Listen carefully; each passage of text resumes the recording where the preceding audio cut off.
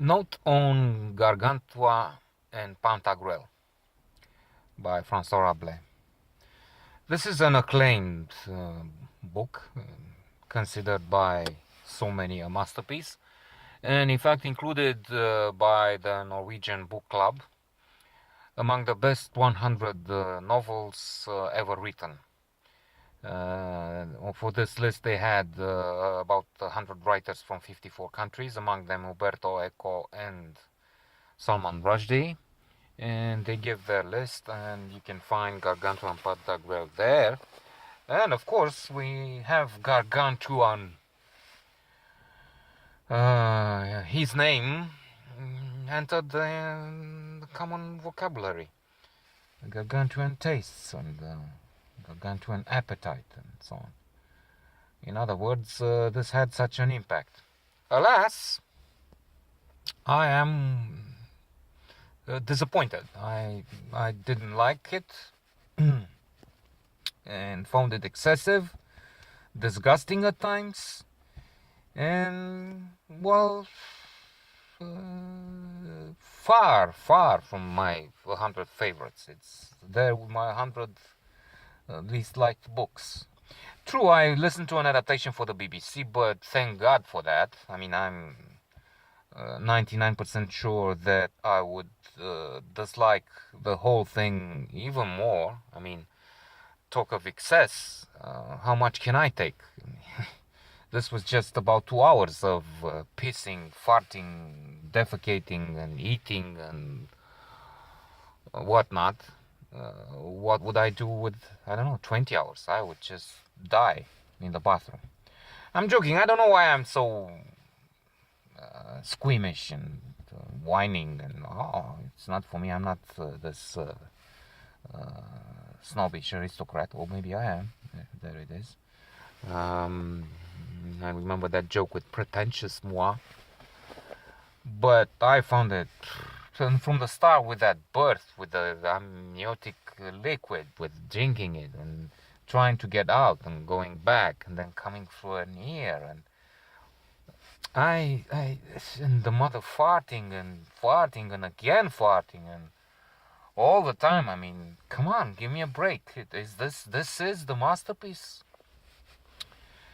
Again, I just don't get it. It shows my shortcoming, my failure, my inabilities, not the books, but this is a personal note and a confession. Maybe I'm not able to understand a masterpiece.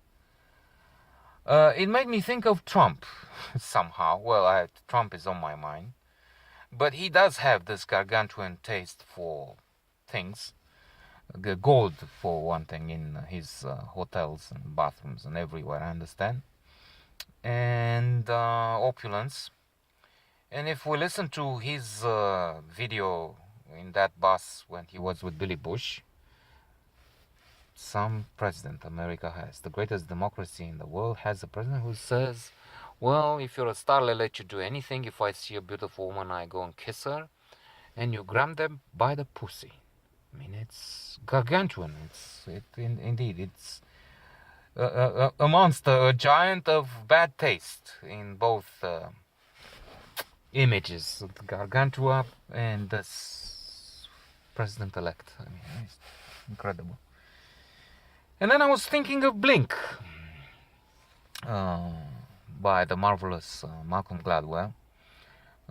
Blink, the Power of Thinking Without Thinking, wherein he explains that we have this he has this thin slicing theory, in effect, where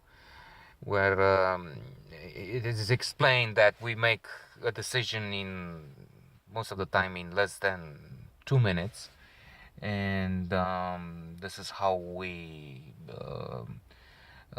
the decisions range from art, not the Guggenheim, the Getty Museum in California, if I'm not mistaken, and war games there are examples from war games, or hospital, which was used for the ER series in Chicago. A mistake made by the police in New York with the Diallo, in the Diallo case, and the Harding effect. I mentioned this in other notes. By the way, you can find some of those notes on the YouTube, on this YouTube list, chef d'oeuvres. And Trump verifies this Harding effect, as well as Gargantua and Pantagruel. I'm thinking we're impressed by big people that are selected CEOs in the most cases in the top 500 companies, and presidents. Presidents are very tall, quite often, and other elected officials, and that's probably why this Gargantua has such a success, because he's a giant. People seem to like giants. I didn't.